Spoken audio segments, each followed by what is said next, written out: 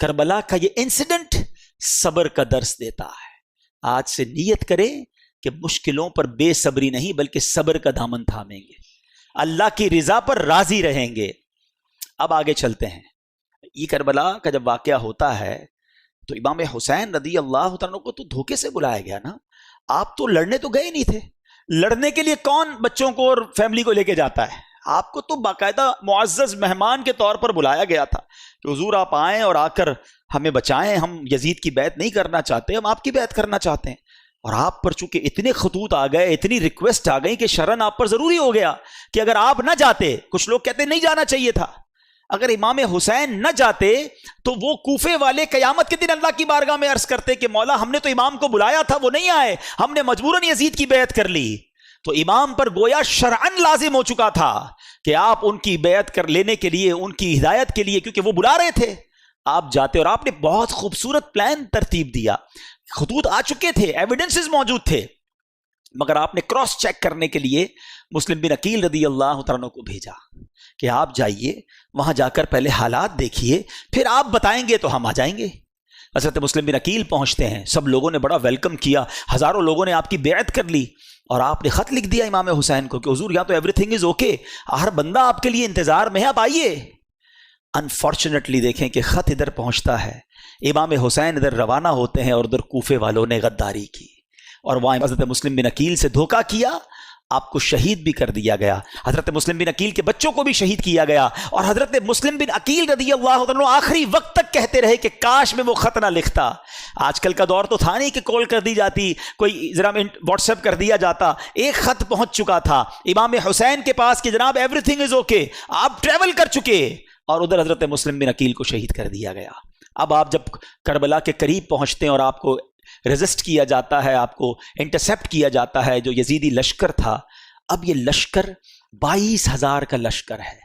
ایک بڑا relevant question ہے کہ 72 لوگ ہیں جن میں بچے بھی ہیں, عورتیں بھی ہیں, ان سے لڑنے کے لیے یا ان کو گرفتار کرنے کے لیے اتنا بڑا لشکر کیوں بھیجا گیا؟ 1,000-2,000 آدمی بھیج دیے جاتے, کیونکہ یہ تو ویل ایکوپڈ بھی نہیں تھے, کیونکہ یہ جنگی ساز و سامان لے کر بھی نہیں گئے تھے, وہ سارے ایکوپڈ تھے, سارے جناب ساز و سامان کے ساتھ آئے تھے. تو جواب یہ ملتا ہے کہ وہ جانتے تھے کہ ان کی رگوں میں شیر خدا کا خون ہے, یہ اتنا آسانی سے ہاتھ نہیں آئیں گے. اگر یہ لڑنے پر آ گئے تو 2-4 ہزار تو مسئلہ ہی کوئی نہیں ان کے لیے ہے. تو اس لیے خوف کے عالم میں 22,000 کا لشکر بھیجا گیا. یہ کربلا کے اس واقعے سے ایک اور پیغام کیا ملتا ہے؟ پیغام یہ ملتا ہے کہ اس واقعے میں جو امام حسین رضی اللہ تعالیٰ عنہ کے جو قافلے والے تھے, تلواروں کے سائے تھے, دشمنوں کا خوف تھا, مگر سجدے تھے, تلاوت تھی, عبادت تھی, اور ادھر یزیدی لشکر میں ناچ تھے, گانے تھے, رقص و سرور تھا. آج ہم سب غور کریں کہ ہماری زندگی حسینی طریقے پر گزر رہی ہے یا یزیدی طریقے پہ گزر رہی. میں تو پنجتن کا غلام ہوں, بہت شوق سے پڑھتے ہیں. یہ واقعہ کربلا صرف نیاز کھانے کے لیے آیا ہے یا صرف نعرے لگانے کے لیے آیا ہے؟ کچھ سیکھنا نہیں ہے, کچھ عمل نہیں کرنا کہ میں سارا سال یزیدی طریقے پر گزاروں.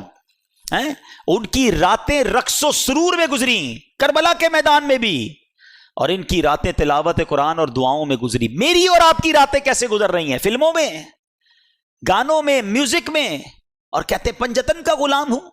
کتنے ایسے ہیں جو عشاء بھی جماعت سے پڑھتے ہیں, فجر بھی نماز پڑھتے ہیں, رات تلاوت کر کے سوتے ہیں, باوضو سوتے ہیں, راتیں فلم دیکھے بغیر نیند نہیں آتی, موبائل ہاتھ میں ہوتا ہے, پتہ نہیں کیا کچھ چل رہا ہوتا ہے, اور کہتے ہیں میں پنجتن کا غلام ہوں. یاد کرو وہ کربلا کا میدان کہ یزیدیوں کی راتیں کیسی گزری اور حسینیوں کی راتیں کیسی گزری ہیں.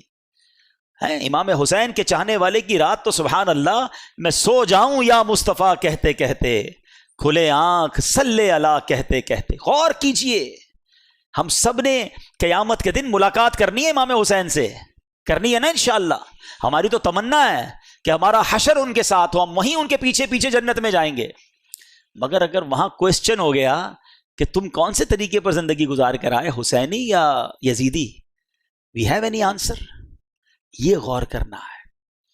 اس کربلا کے واقعے میں 2 گروپس تھے, ہمیں ایک گروپ چوز کرنا ہے, اور حقیقتاً ہمیں امام حسین کے گروپ کو چوز کرنا ہے نا, ہمیں انہی کے فٹ اسٹیپ پر چلنا ہے, یزیدیوں کے پیچھے تو نہیں جانا نا. تو یہ غور کریں کہ اعمال ایسے ہیں کہ نہیں. ایک اور بڑی پیاری بات بتاؤں, 72 کربلا والوں میں سے ایک مرد واپس جاتا ہے, وہ ہیں امام زین العابدین عابد بیمار رضی اللہ تعالیٰ. ٹھیک ہے, ادھر ہزاروں واپس جاتے ہیں, یہاں تو سارے شہید ہو جاتے ہیں نا, ایک ہی واپس جاتا ہے. ایک بڑا ریلیونٹ کوسچن ہے, آپ میں سے بہت سارے دنیا کے کئی ملکوں میں گئے ہیں, کہیں کوئی ایک بندہ آپ کو ملا ہے آج تک جس نے یہ کہا ہو کہ میں اس یزیدی لشکر کی اولاد میں سے ہوں, کہ یار امام حسین سے اور ان کے ساتھیوں سے لڑنے گیا نا, میں ان کی اولاد میں سے ہوں؟ آپ کو ایک نہیں ملا ہوگا ایسا. ہزاروں واپس گئے, ان کی نسل کا, ان کی بات کرنے والا کوئی نہیں ہے. ایک حضرت عابد بیمار واپس آئے ہیں. آج دنیا کے کونے کونے میں آپ کو حسینی سید ملتے ہیں. یہ کیسے ہو گیا؟ ایک مرد واپس آیا اور نسل میں اتنی برکت. سبحان اللہ. اس سے کربلا کے اس واقعے سے سیکھنے کو ملا کہ جو چیز اللہ کی راہ میں قربان کی جائے اللہ اس میں برکت ڈال دیتا ہے. ہاں, وہ بڑی پیاری بات, بڑا خوبصورت جملہ پڑھا, کربلا کی کہانی بس اتنی سی ہے, یزید تھا حسین ہے, بس وہ ختم. اور امام حسین آج بھی کروڑوں دلوں پر حکومت کرتے ہیں. یزید کا نام لینے والا کوئی نہیں, کوئی اپنے بچے کا نام یزید نہیں رکھتا ہے, اور حسین کا نام رکھنے والے اور ان کا نام سر پر عزت کے ساتھ رکھنے والے اربوں, ہر وہ مسلمان نہیں ہیں. ہم تو یہ سمجھیں گے وہ کون سا مسلمان ہے جس کے دل میں امام حسین کی محبت نہیں ہے. اس میں امام حسین تو ہمارے ایمان کا حصہ ہیں. تو سمجھنے والی بات یہ ہے, سیکھنے والی بات یہ ہے کہ جو چیز, اب ذرا اس بات کو تھوڑی سی باریک بات ہے سمجھیے گا, جو چیز اللہ کی راہ میں قربان کر دی جائے نا, اللہ اس میں برکت ڈال دیتا ہے. اب اس سے آپ اپنی ساری لائف کو ایزیوم کر لیں. اگر آپ چاہتے ہیں کہ آپ کی صحت میں برکت ہو, آپ اپنی باڈی کو, اپنے جسم کو اللہ کی راہ میں استعمال کریں, نماز پڑھیں, دین کے کام میں یوز کریں, اللہ آپ کی صحت میں برکت ڈال دے گا. آپ چاہتے ہیں آپ کی زبان میں برکت ہو, آپ کے الفاظ مؤثر ہو جائیں, اٹریکٹیو ہو جائیں, آپ اپنی گفتگو میں اللہ رسول کا نام لینا شروع کریں, درود پاک پڑھیں, ذکر اللہ کریں, تلاوت قرآن کریں, لوگوں کو اسلام کی نیکی کی دعوت دیں, اللہ آپ کی گفتگو میں برکت ڈال دے گا. آپ چاہتے ہیں آپ کے مال میں برکت ہو جائے, اللہ کی راہ میں مال خرچ کریں, اللہ آپ کے مال میں برکت ڈال دے گا. آپ چاہتے ہیں اللہ آپ کی اولاد میں برکت ڈال دے, آپ اپنی اولاد کو دین کے کاموں کی طرف لگائیں, اللہ اس میں برکت ڈالے گا, ان کے لیے نصیب اچھے کر دے گا. تو کربلا کا یہ پیغام ہے کہ جس چیز میں تم برکت چاہتے ہو اس چیز کو اللہ کی راہ میں قربان کرو, اللہ اس میں اور برکت ڈال دے گا.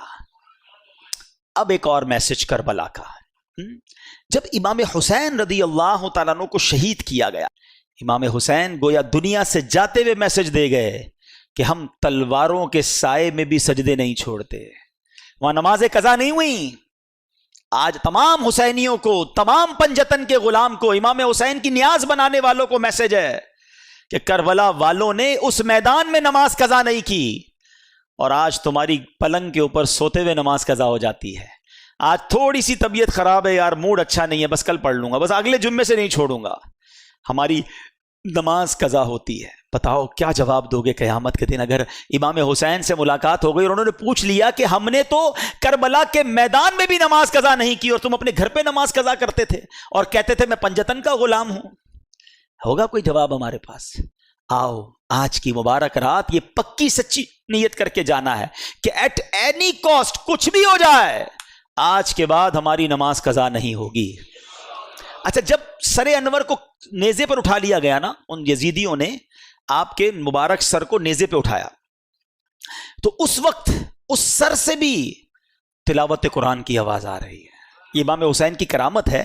کیا خوبصورت شاعر امیر اہل سنت کے غالباً شعر آپ فرماتے ہیں, عبادت ہو تو ایسی ہو, تلاوت ہو تو ایسی ہو, سر شبیر تو نیزے پہ بھی قرآن سناتا ہے. یہ بھی پیغام تھا ہمارے امام کا کہ قرآن کتنا اہم ہے. مگر انفارچونیٹلی آج ہماری بہت بڑی تعداد کو صحیح تلفظ کے ساتھ قرآن پڑھنا بھی نہیں آتا. اچھا آتا ہے تو پڑھنے کا ٹائم نہیں ہے. ذرا سوچو کتنا خوف کا وقت ہوگا, کتنا افراتفری کا عالم ہوگا. لاشیں پڑی ہوئی ہیں مگر میرے امام تلاوت کر رہے ہیں, اور ہم اپنے گھر میں ایئر کنڈیشن چل رہا ہوتا ہے پھر بھی تلاوت نہیں کرتے. یہ موبائل ہم سے روز گھنٹوں لے جاتا ہے, سورہ ملک پڑھنے کا ٹائم نہیں ملتا. حالانکہ اسی موبائل میں قرآن بھی ڈاؤن لوڈ ہو سکتا ہے, سورہ یاسین پڑھنے کا ٹائم نہیں ملتا. کئی ایسے حافظ قرآن ہوتے ہیں جو دہراتے نہیں اپنے قرآن کو. اللہ نے اتنی بڑی نعمت دی آپ کو کہ آپ کے سینے میں قرآن محفوظ ہوا, گویا جنت کا آپ کو راستہ ٹھکانہ مل رہا تھا, اور آپ نے اسے بھلا دیا. آپ اسے بھی نہیں پڑھتے ہیں. نہ کریں ایسا. حدیث پاک کا مضمون ہے وہ دل ویران ہے جس میں کچھ قرآن نہیں ہے. ہم سب کے لیے کوشچن ہے کہ میرے دل میں کتنا قرآن ہے، میں کتنا روز قرآن پڑھتا ہوں. آؤ پلیز، یہ پیغام ہے کربلا کا. امام حسین کی روح بھی بہت خوش ہوگی. گفٹ دینا چاہتے ہو نا اپنے امام کو، ہیں ایصال ثواب کرنا چاہتے ہو، لنگر بنا کر، کھچڑا بنا کر اور جناب نیاز بانٹ کر ضرور کریں، مگر اس بار تھوڑا وہ پنجابی میں کہتے ہیں نا ذرا وکھرا، ذرا ہٹ کے آؤ، ذرا ایصال ثواب بھی کریں کہ کھچڑا ضرور بنائیں، نیاز بھی بنائیں، مگر اس بار نیازی کے ساتھ ساتھ نمازی بن کے ہم امام حسین کو ایصال ثواب کریں. ہیں ہم پہلے نمازی ہیں پھر نیازی ہیں، تو نیت کریں انشاءاللہ کہ اب روزانہ قرآن پڑھیں گے انشاءاللہ. ہاں یہ عاشورے کا دن ٹرننگ پوائنٹ بنے نا میری زندگی میں، تو فائدہ ہوا نا کہ میں نے کربلا کے انسیڈنٹ سے یہ سیکھا کہ وہ وہاں نہیں چھوڑتے تھے تلاوت میں، یہاں چھوڑ رہا ہوں اور پھر کہتا ہوں پنجتن کا غلام ہوں. پلیز قرآن سے دوستی کر لیں. اب آتے ہیں ایک اور میسج. امام حسین کو انفسائز کیا گیا، آپ کو بہت زیادہ پریشرائز کرنے کی کوشش کی گئی کہ آپ یزید کی بیعت کر لیں. ایک ہی تو مطالبہ تھا نا. اچھا آج میں اور آپ مدینے جانے کے لیے کتنا ترستے ہیں. امام حسین تو پیدا ہی مدینے میں ہوئے تھے، پھر بھی مدینہ چھوڑنا پڑا. پہلے مکے آ گئے، 5 مہینے مکے میں رہے آپ تاکہ کوئی کسی طرح معاملہ ٹل جائے، لیکن جب اس کے بعد بھی معاملہ نہیں ٹلا اور کوفیوں کے لیٹر آتے رہے تو پھر آپ کوفہ گئے. مدینہ چھوڑنا پڑا، سب کچھ چھوڑنا پڑا، خاندان چھوڑنا پڑا، پھر شہید بھی ہو گئے. جب اتنا زیادہ برڈن ہونا، یعنی کسی کے سر پر کوئی پسٹول رکھ دے، تو شریعت بہت ساری چیزوں کی اجازت دے دیتی ہے کہ جب جان جانے کا خوف ہو تو کئی ایسے کام جو حرام ہوتے ہیں وہ حلال ہو جاتے ہیں فار دا ٹائم بینگ. اس کی پوری تفصیل ہے. یعنی اگر کوئی کسی کے ماتھے پر پستول رکھ کر بعد اللہ کہے کفریہ کلمہ کہہ دو، تو جان چونکہ بڑی اہمیت ہے اسلام میں، تو ایک لیول ایمان کا وہ ہے کہ بندہ شہید ہو جائے کہ نہیں کہتا، لیکن اجازت شریعت یہ دیتی ہے کہ وہ دل میں ایمان رکھ کر زبان سے کوئی ایسا جملہ کہہ دے جس سے اس کی جان بچ جائے، مگر دل میں ایمان ہونا ضروری ہے. یعنی میں سمجھا رہا یہ چاہ رہا ہوں کہ ایسی پوزیشن میں بہت سارے کاموں کی اجازت مل جاتی ہے. تو امام حسین بھی کمپرومائز کر لیتے، کیوں اب پورے خاندان کو شہید کروا دیا؟ یہ ریلیونٹ کوسچن بنتا ہے. مگر میرے امام جانتے تھے کہ اگر آج میں نے کمپرومائز کر لیا نا تو پھر نانا کی ساری امت کے لیے ایک مثال بن جانی ہے کہ جب حسین کمپرومائز کر سکتے ہیں تو پھر تو ہم بھی کر سکتے ہیں. آپ نے باطل کے آگے سر نہیں جھکایا، سر کٹا دیا، نانا کے دین کو سر بلند کر گئے. یہ میسج ہے ہم سب کے لیے، ان تمام لوگوں کے لیے جو آج چھوٹی چھوٹی باتوں پر کمپرومائز کر رہے ہیں. ارے جناب کیا کریں، پورے سبھی لوگ جھوٹ بولتے ہیں، سچ کا زمانہ نہیں، تھوڑا بہت جھوٹ تو ہم بھی بول لیتے ہیں. کمپرومائز کیا نا. ساری مارکیٹ ملاوٹ کرتی ہے جناب، جھوٹ بول کر کاروبار کرتی ہے. میں نہیں کروں گا تو جناب میرا مال نہیں بکے گا، ہماری مارکیٹ کے لیے کرنا پڑتا ہے. کر لیا کمپرومائز. بچے کی شادی ہے، کیا کریں، پورے خاندان والوں کا رسم و رواج ہے، نہیں کریں گے تو خاندان والے ناراض ہو جائیں گے، ہمیں کنجوس سمجھیں گے، منہ دینا پڑتا ہے جناب خاندان والوں کو. ناچ گانے کر لیے، حرام کام کر لیے، کر لیا کمپرومائز. ارے دوستوں میں بیٹھتا ہوں بھائی، سارے دوست اب تاش کھیلتے ہیں، سارے روز جوا کھیلتے ہیں، اب پتہ نہیں کمپیوٹر پر کیا کیا کر رہے ہوتے ہیں. تھوڑا بہت مجھے بھی پر کمپنی دینی پڑتی ہے ورنہ سب مذاق اڑائیں گے، تھوڑا بہت تو کرنا پڑتا ہے. کر لیا کمپرومائز. یہی تو امتحان تھا تمہارا. وہ کربلا کے میدان میں جان لٹا گئے، کمپرومائز نہیں کیا. لوگ کہتے ہیں ہماری کنٹری میں کرنا پڑتا ہے، کیا کریں، جاب ایسی ہے نماز کا ٹائم نہیں ملتا، کیا کریں، جاب ایسی ہے اس میں روزہ نہیں رکھ سکتے. کچھ لوگ کہتے ہیں جاب ایسی ہے داڑھی نہیں رکھ سکتے. تم کمپرومائز کر رہے ہو چند پیسوں کی خاطر، ہے دنیا کی خاطر. میرے امام نے کربلا کے میدان میں سکھایا تھا کہ باطل کے آگے سر نہیں جھکانا. تم ایک جگہ سے تم یہ سمجھتے ہو کہ یہ جاب چھوٹ جائے گی نماز کے لیے، ارے تم چھوڑ دو ایسی جاب، اللہ تمہیں ایسی 10 اچھی جابز عطا فرما دے گا. ایک در بند ہوگا، اللہ تمہارے لیے 10 در کھول دے گا. ہمت تو لاؤ اپنے اندر. پھر کہتے ہو میں پنجتن کا غلام ہوں اور ہر بات میں کمپرومائز، ہر چھوٹی بات میں پھسل جاتے ہیں. کیا کریں، چلتا ہے. نہیں چلے گا بھائی، وہ چیز نہیں چل سکتی جس میں میرے اللہ اور اس کے رسول کی ناراضگی ہے، جس میں میں کربلا والوں کے طریقے سے ہٹ رہا ہوں. یزیدی کام کروں اور کہوں میں پنجتن کا غلام ہوں. سیکھو اس بات سے. بریلی کے تاجدار امام اہل سنت کا ایک شعر اللہ کرے دل پر نقش ہو جائے. کہتے کروں مدح اہل دول رضا، پڑے اس بلا میں میری بلا، میں گدا ہوں اپنے کریم کا، میرا دین پارائے نہ نہیں. میرا دین روٹی کا ٹکڑا نہیں ہے تھوڑے پیسوں کے لیے بیچ دوں. اب یہ تمہارا امتحان ہے کہ بہت سارا نفع نظر آ رہا ہے، ایک ڈیل آ رہی ہے جس میں پیسے بہت ہیں مگر ہے حرام، اللہ کی ناراضگی والی ڈیل ہے، فوراً مل جائیں گے پیسے. اب تمہارا امتحان ہے کہ یزیدی ہو یا حسینی ہو. اپنے دل سے پوچھو کہ یہ کام کروں گا تو کیا اللہ اس کے رسول اور اہل بیت راضی ہوں گے، یا یہ پیسے پکڑ لوں؟ نہیں، اب ٹھکراؤ اسے اور کہو میں گدا ہوں اپنے کریم کا، میرا دین پا رہے نہ نہیں۔ بڑا دل تھا، بڑا ارمان تھا، ایک شوق تھا جو پورا کرنے کا موقع آ گیا، مگر وہ حرام کام کے ذریعے پورا ہو رہا ہے، نہیں کرنا۔ یہی تو تمہارا امتحان ہے نا، یہ کربلا کا پیغام ہے کہ تمہیں وہ کام سے اپنے آپ کو بچانا ہے، کمپرومائز نہیں کرنا ہے، غلط کام کی طرف آگے نہیں بڑھنا ہے۔ اگر تم واقعی پنجتن کے غلام، خدا را اس بات کو سیکھیے اور اپنی زندگی میں یہ اسٹرانگنس لائیے۔ آئیں گے ایسے امتحان اور آتے رہتے ہیں، وہی تو امتحان ہے کہ جب تمہارے سامنے حرام آیا اور تم نے اللہ اور اس کے رسول کی رضا کے لیے اسے ٹھکرا دیا۔ اعلیٰ حضرت فرماتے ہیں نا، انہیں جانا، انہیں مانا، نہ رکھا غیر سے کام، للہ الحمد میں دنیا سے مسلمان گیا۔ یہ تو ہماری زندگی کا فوکس ہونا چاہیے۔ فیملی راضی ہو جائے، دوست راضی ہو جائے، خاندان والے راضی ہو جائیں، ارے سیٹھ راضی ہو جائے، چھوڑو، پہلے دیکھو اللہ اور اس کا رسول راضی ہے کہ نہیں۔ وہ راضی ہے تو بس سب ٹھیک ہو جانا ہے۔ تم سب کو راضی کرنے کے چکر میں اپنے اللہ کے حبیب کو ناراض کر رہے ہو، ایسا نہ کرو۔ یہ کربلا کا پیغام ہے۔ میں کچھ اپنی بہنوں سے بھی بات کر لیتا ہوں۔ کربلا کے میدان میں خیمے لگے ہوئے تھے اور خواتین تھی نا، تو ان خواتین میں جب ان کے سامنے خبریں آ رہی تھی کہ والد بھی شہید ہو گئے، بھائی بھی شہید ہو گئے، شوہر بھی شہید ہو گئے، بچے بھی شہید ہو گئے، تو کوئی خاتون بغیر پردے کے باہر آئیں، چیختی ہوئی، چلاتی ہوئی، چادر اتار کر۔ حالانکہ کیسا ماحول ہوگا، گھبراہٹ کیسی ہوگی کہ سارے مرد شہید ہو رہے ہیں، مگر اس کیفیت میں بھی ان کا پردہ باقی تھا۔ کیسا پیغام دیا ان پردہ دار بیبیوں نے آنے والی نسلوں کی عورتوں کو کہ پنجتن کی غلامی یہ ہے کہ کسی صورت میں بھی پردہ نہیں ضائع ہونا چاہیے۔ مگر آج بازاروں میں گھوم رہی ہیں ہماری بہنیں بے پردہ، کہتے ہیں جناب عورت کی آزادی ہے۔ یہ کیسی عورت کی آزادی ہے؟ ایک طرف کہتے ہو امام حسین اور کربلا والوں کے چاہنے والے ہیں، اور دوسری طرف بے پردہ عورت کو گھومنا کہتے ہیں عورت کی آزادی ہے۔ بڑا پیارا واقعہ ہمارے نگران شورا نے بیان میں سنایا کہ ایک شخص نے ایک غیر مسلم تھا، اس نے ایک مسلمان سے کہا کہ یہ تمہاری عورتیں، تم لوگوں نے عورتوں کو قید کیا ہوا ہے، کوئی ہاتھ ہی نہیں ملا سکتا ان سے، ہمارے یہاں تو جو دیکھو شیک ہینڈ کر لیتا ہے، اور تم اپنی عورتوں کو دوسرے مردوں سے ہاتھ بھی نہیں ملانے دیتے۔ تو مسلمان نے کہا یہ بتاؤ تمہارے ملک کی ملکہ سے کوئی ہاتھ ملانا چاہے تو ملا سکتا ہے؟ کہا نہیں، ملکہ تو بہت بڑی شخصیت ہوتی ہے، اس سے تو چند سلیکٹڈ لوگ ہی ہاتھ ملا سکتے ہیں، باقی لوگ تو اس کے قریب بھی نہیں جا سکتے۔ کہ تمہارے ملک میں ایک ملکہ ہے، ہماری ہر عورت کو ہم نے ملکہ کا درجہ دیا ہے، ہماری ہر عورت کی عزت ہے، ہماری ہر عورت سے صرف وہی ہاتھ ملا سکتا ہے جس کو شریعت اجازت دیتی ہے، باقی ہر ایرا غیرہ نتھو غیرہ ہماری عورت کو ٹچ نہیں کر سکتا۔ یہ اسلام نے ان کو مقام دیا تھا، مگر ہم چاہتے نہیں جناب وہ مقام چھین لیا جائے اور عورتوں کو ان وحشت ناک لوگوں کے حوالے کر دیا جائے، اور کہتے ہیں یہ آزادی ہے۔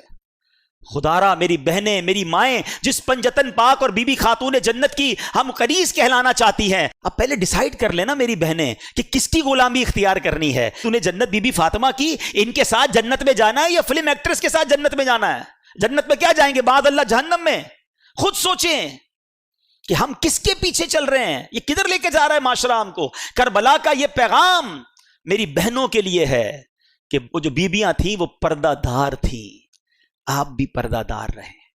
اور آخری باتیں تو بہت ساری ہیں لیکن وقت کافی ہو گیا، اب آخری بات، امام حسین کی سیرت سے ایک اور بات سیکھنے کو ملتی ہے، کسی پر ظلم کرنا حسینی طریقہ نہیں ہے۔ اچھا ہم پتہ کیا سمجھتے ہیں؟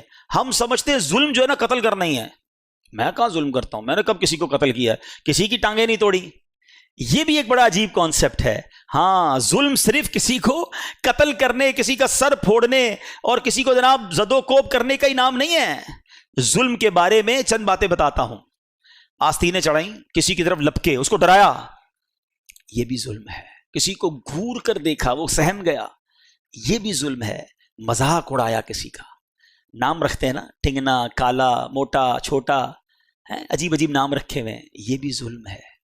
جی جناب، کسی کا جوئے کے ذریعے مال بٹور لیا، یہ بھی ظلم ہے۔ سود کے ذریعے مال لے لیا، یہ ظلم ہے۔ ناپ تول میں کمی کر کے مال چھین لیا، یہ بھی ظلم ہے۔ رشوت لی جو ظلم ہے۔ والدین کو ستایا ظلم ہے۔ پڑوسی کو تکلیف دی ظلم ہے۔ رات کو شور شرابہ کر کے، نائٹ کرکٹ کھیلنے والوں، ساری رات شور مچا کر لوگوں کی نیندیں برباد کرنے والوں، یہ بھی ظلم ہے۔ ظالم یزید تھا، بتاؤ اب کس طریقے پر چلنا ہے؟ ہاں سوچو، غلط پارکنگ کرتے ہیں، سوچتے بھی نہیں نا، بیڑا جو ہوتا ہو دیکھا جائے گا، میرا کام تو ہو جائے، چاہے بیچارہ وہ گھر سے نکل ہی نہ سکے، اس کا دروازہ لاک کر دیا. یہ بھی ظلم ہے، بہتان لگایا، الزام لگایا، ظلم ہے. ظلم ہوتا ہے چاہے چھوٹا ہو یا بڑا ہو. ظلم کرنا یزید کا طریقہ ہے، حسین کا نہیں رضی اللہ تعالیٰ عنہ. اب سوچ لو کہ ہم کس پیرائے میں زندگی گزار رہے ہیں. ہمیں اگر کسی کے ساتھ ہم نے یہ ظلم کیے ہوئے ہیں نا تو ہمیں معافی مانگنی ہوگی، ہمیں تھوڑا سا دل بڑا کرنا ہوگا. ادھر مانگ لو ورنہ ادھر پچھتائیں گے، ادھر کچھ بھی نہیں بن سکے گا. میں آج ایک واقعہ پڑھ رہا تھا، کیا واقعہ ہے، اور اس نے ہلا دیا نا. حالانکہ یہ واقعہ صحابہ کرام کے ساتھ ہوا، مگر دیکھو یہ ہوتی ہے معافی. ہوا یہ، حضرت ابو ذر رضی اللہ تعالیٰ، ان کو ایک صحابی نے دیکھا کہ وہ اپنے غلام کے ساتھ ہیں، ان کے کپڑے بھی ویسے ہی، غلام کے بھی ویسے ہی، کوئی فرق نہیں، بالکل ایک جیسا ہی اسٹائل، کھانا پینا بھی ایک جیسا. تو کہا ابو ذر آپ کیسے کپڑے پہن کے گھوم رہے ہیں؟ کہتے میرے ساتھ ایک واقعہ ہوا، میں خلاصہ عرض کر رہا ہوں. ویسے بخاری شریف میں یہ حدیث موجود ہے اور پھر اس کی شرح میں علماء نے اور بھی بہت کچھ لکھا. کہتے ہیں میرے ساتھ ایک واقعہ یہ ہوا کہ میں نے حضرت بلال رضی اللہ تعالیٰ عنہ کو، کوئی بات چیت ہوئی ہوگی تو کہہ دیا کہ اے کالی ماں کے بیٹے، کیونکہ آپ بلیک تھے، آپ افریقن تھے، غلام تھے، کسی بات پہ انہوں نے کہہ دیا. حضرت بلال کو بہت زیادہ دکھ ہوا، وہ پہنچ گئے نبی پاک علیہ الصلوۃ والسلام کے پاس، کہا حضور حضرت ابو ذر نے مجھے ایسا کہا ہے. پیارے آقا علیہ الصلوۃ والسلام نے حضرت ابو ذر سے صرف یہ فرمایا کہ لگتا ہے ابھی تک تمہارے اندر وہ جہالت کے زمانے کی کچھ چیزیں باقی ہیں. خلاصہ عرض کر رہا ہوں. حضرت ابو ذر رونے لگے، اتنا روئے، اتنے پریشان ہوئے کہ باہر گئے اور حضرت بلال سے کہا بلال جب تک تم میرے منہ پر اپنا پیر نہیں رکھو گے میں سمجھوں گا مجھے معافی نہیں ملی ہے. یہ کیسی معافی تھی، یہ کیسی ندامت تھی. اور اس کے بعد نبی پاک علیہ الصلوۃ والسلام نے کچھ اس طرح فرمایا کہ یہ غلام تمہارے بھائی بہنوں کی طرح ہیں، ان کو اپنی طرح ہی رکھو. تو کہتے ہیں اس دن سے اب میں اپنے غلاموں جیسا ہی لباس پہنتا ہوں، ان کے ساتھ ہی کھاتا ہوں، ان جیسی لائف اسٹائل گزارتا ہوں. یہ جگرا تھا نا کہ اگر غلطی ہوئی تو فوراً معافی بھی کیسی مانگی. آج ہمارے دوستوں کو، غریبوں کو جو جی چاہتا ہے کہہ کے گزر جاتے ہیں، ارے یار کوئی بات نہیں، چلتا ہے، اس کا تو ایسا ہی ہے معاملہ ہے، کیا کر لے گا، نوکر ہی ہے نا میرا، غریب ہی ہے بیچارہ، کیا کر لے گا. نہیں میرے میٹھے اسلامی بھائی، وہ بھی دل رکھتا ہے. حضرت بلال چلے گئے تھے نا نبی پاک کے پاس، وہ اللہ کی بارگاہ میں آج بھی ہاتھ اٹھا کے جا سکتا ہے کہ یا اللہ اس نے میرا دل دکھایا ہے. پھر یاد رکھنا تتر بتر ہو جاؤ گے. ہم نے چلتے کاروبار تباہ ہوتے دیکھے ہیں، چلتی صحت ختم ہوتے دیکھی ہے. ویسے میں ایک مشورہ دے دیتا ہوں، اگر آپ کو فیل ہو نا کبھی زندگی میں یار everything is going very well, کاروبار بھی ٹھیک تھا، فیملی بھی ٹھیک تھی، عزت بھی بڑی تھی، اچانک ایک ایک کر کے چیزیں ختم ہو رہی ہیں، گھر والوں میں لڑائیاں ہو رہی ہیں، میری صحت خراب ہو رہی ہے، کاروبار بگڑتا جا رہا ہے، کچھ گڑبڑ ہے، تو چیک کر لینا کبھی کہیں کسی کا دل تو نہیں دکھا دیا، کسی کی ہائے تو نہیں لے لی. ہاں یہ ایک ہائے جو ہے نا یہ عرش تک جاتی ہے. مظلوم ہاتھ اٹھائے تو اللہ کے عرش تک اس کی پکار جاتی ہے، اور پھر مظلوم کے ساتھ رب ہو جاتا ہے، پھر ظالم کو ٹھکانہ نہیں ملتا. ہمیں بعض اوقات تو پتہ بھی نہیں ہوتا ہم ظلم کر رہے ہوتے ہیں. میں نے کہا نا یہ ساری باتیں تو ظلم میں کبھی آپ نے کاؤنٹ ہی نہیں کی ہوں گی. ہم تو ظالم کہتے ہیں اس کو جو پستول اٹھا کے کسی کو قتل کرتا ہے. ارے بھائی پستول کا وار کم تکلیف دیتا ہے جو زبان کا وار تکلیف دیتا ہے. عربی کا مقولہ ہے کہ تلوار کا وار تو ابھی بھی انسان سہ سکتا ہے، بعد میں ٹھیک ہو سکتا ہے، زبان کا وار جو ہے نا وہ انسان کو ٹکڑے ٹکڑے کر دیتا ہے، اور کئیوں کی زبان تو ہمیشہ انگارے ہی برساتی ہے.